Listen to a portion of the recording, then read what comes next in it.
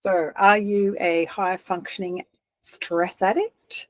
Part 3. So, I've already covered how we end up in these kind of patterns, and why it's so universal for those in helping professions or those that are spending their days day in and day out caring for vulnerable people. And I've covered the first 3 archetypes, which are just a really fun way of looking at our habitual behaviors that aren't so helpful and aren't so conducive to sustainability for our self-care in an objective and humorous way. So you've heard the first 3. This is the last 3. Let's see if some of these land with you or you can relate to. The first is called the storyteller. So this points to the habit that we may have formed to just talk about things over and over and over again. So if we've had something really challenging happen, or if there's a repeated issue or challenge that keeps presenting, or maybe it's something traumatic in your professional life that's occurred or in your personal life, and we just keep retelling the story over and over and over. This is fine, okay? There's nothing wrong with talk therapy, so to speak, and there's certainly a huge amount of value in talking about your experiences, sharing your experiences, getting feedback from other people, especially debriefing through traumatic situations and in your supervision with your peers, those kind of things. But it's up to us as individuals to self-reflect and identify when we're just continually retelling and not actually feeling, because we're so good at talking about things that we're often very articulate about our experiences and our internal world.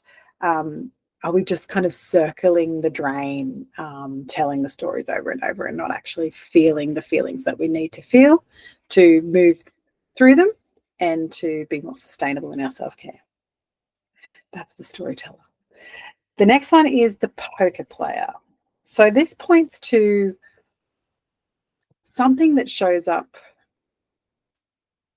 most commonly in our personal lives and professional lives. And it's referring back to the emotional intelligence quadrant that I touched on in the first one, where we've got these 4 quadrants that make up emotional intelligence. And we're extremely superhuman attuned to others because that's what we do all day. And that might be our temperament. It's the way we've always been. So we're attuned to others and we're responding to others' needs.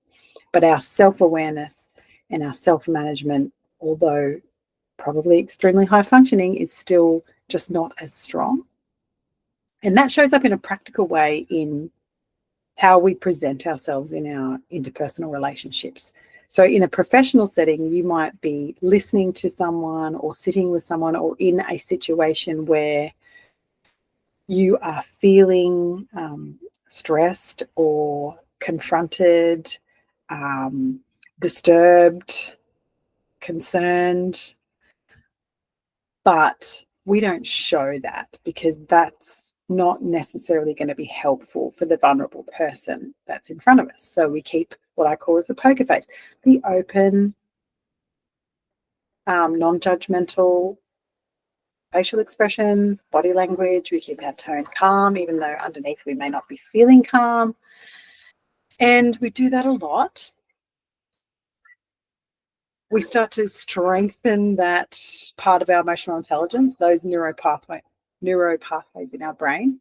And then it doesn't just shut off because we're doing it so much. And then we get into situations where that's not necessarily helpful, where we need to be really authentic, like in our interpersonal relationships with our, intimate partners, friendships and things like that, where we're so used to just portraying this person who is calm and collected and available, that even when we're not feeling those things, that's what we continue to still present to the world, which is fine. It's super beneficial to people, especially in a helping context. And lots of the people that you love will benefit from that skill that you have. But it is up to us as individuals who want to sustain ourselves in the long term, to identify that that is what we're doing on a regular basis and trying to put that aside and be more authentic, even though it's messier and it makes us vulnerable and it's often clunky. And it often shows up in the setting of intimate relationships. So I don't know if your partner has ever said to you, stop counseling me, or you can't stop psychoanalyzing, psychologist me. And that seems to be a common phrase that goes on in interpersonal relationships for helping professionals. So if that's what's happening for you, it's probably pointing to the fact that you're bringing the poker player home with you rather than dropping that and being your authentic, messy, vulnerable, confused, unclear self. The last one is the good guys. So this just points to the reality that sometimes when we are in these roles of helping professionals, that our identity can get really intertwined with this concept of being the good guy, of being the helper, of being somebody that is liked. And there's nothing wrong with that, of course, as usual. That's what I'm going to say. It's not that we're demonizing this part of ourselves. But one of my meditation teachers said to me once, years ago, that she said, your problem, Katrina, is that you are addicted to being the good girl. You can't stand to not be liked. You can't bear it when people don't like you. And it's true. I mean, I was outraged at the time to hear it, but upon reflection, yes. After 25 years of being in a helping profession and being of that temperament to even go into that in the first place, people pleasing and being the good guy has definitely intertwined itself in my identity. So identifying when I'm trying to be a people pleaser, when that is overriding my actual authentic feelings and needs, and then putting it aside and getting to work with the real good stuff, the real authentic stuff. So I'd love to hear from you guys if any of those landed, and catch up with you on another video to see what else I've got to offer you guys.